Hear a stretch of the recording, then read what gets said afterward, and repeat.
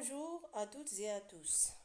Aujourd'hui, on va parler de l'usage du téléphone et de courrier à des fins professionnelles. Dans un monde professionnel de plus en plus connecté, la communication est un élément essentiel au bon fonctionnement des organismes. Parmi les outils de communication, le téléphone et le courrier occupant une place prédominante. Le téléphone, avec sa capacité à établir un contact immédiat et direct, se distingue par sa réactivité et sa personnalisation. D'un autre côté, le courrier offre une méthode de communication plus sécurisée et documentée, permettant un suivi facile et d'échange. Cette présentation se penchera d'abord sur l'utilisation du téléphone dans un cadre professionnel, puis sur l'utilisation du courrier, avant de comparer les outils afin de déterminer leurs avantages et inconvénients respectifs dans le milieu de travail.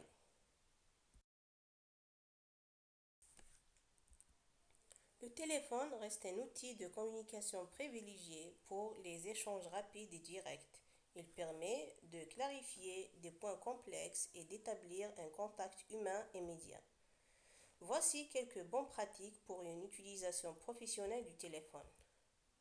Préparation. Avant de passer un appel, il est important de préparer les sujets à aborder et d'avoir sous la main les informations. Clarté et concision. Soyez direct et clair pour éviter de perdre du temps. Politesse et respect. Il est essentiel de respecter les bonnes pratiques de communication téléphonique, comme saluer la personne, utiliser un ton professionnel et écouter attentivement. Moment opportun. Choisissez le bon moment pour appeler en tenant compte des horaires de travail et de la disponibilité de la personne. Utilisation du courrier. Le courrier est un moyen de communication écrit formel, largement utilisé dans des échanges professionnels pour garder une trace des conversations. Voici quelques règles pour l'utilisation efficace du courrier. Objet clair et précis. L'objet doit refléter le contenu de l'email pour permettre une lecture rapide. Contenu structuré.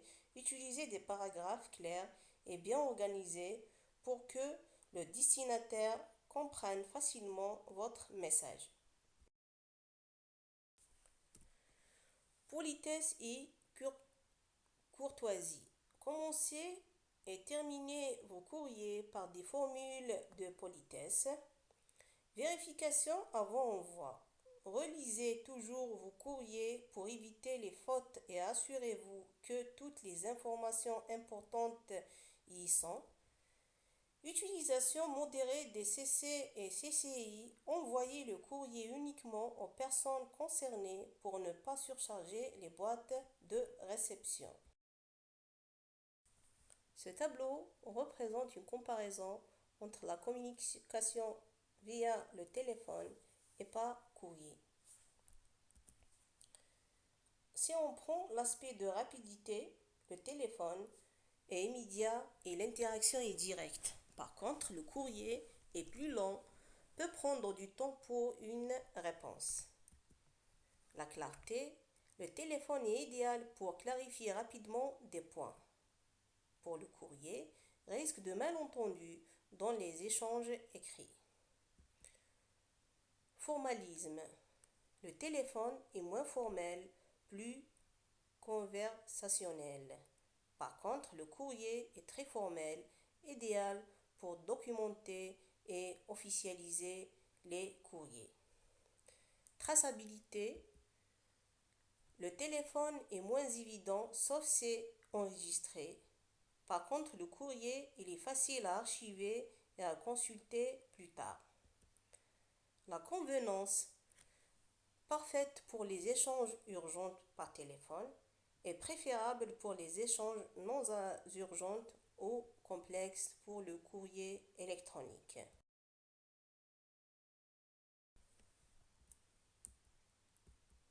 En conclusion, tant le téléphone que le courrier jouent un rôle crucial dans la communication professionnelle. Le choix entre ces deux outils dépendra largement du contexte et des objectifs de chaque interaction. Le téléphone est idéal pour des échanges rapides et des conversations nécessitant une nuance émotionnelle, tandis que le courrier excelle dans la documentation et la clarté des messages. En comparant les spécificités et les atouts de chaque moyen de communication, les professionnels peuvent optimiser leur manière d'interagir, renforçant ainsi l'efficacité et la productivité de leur échange au sein de l'entreprise. L'essentiel est de trouver de bons équilibres entre ces outils pour répondre aux besoins variés des situations professionnelles. Par ce, je termine et merci pour votre attention.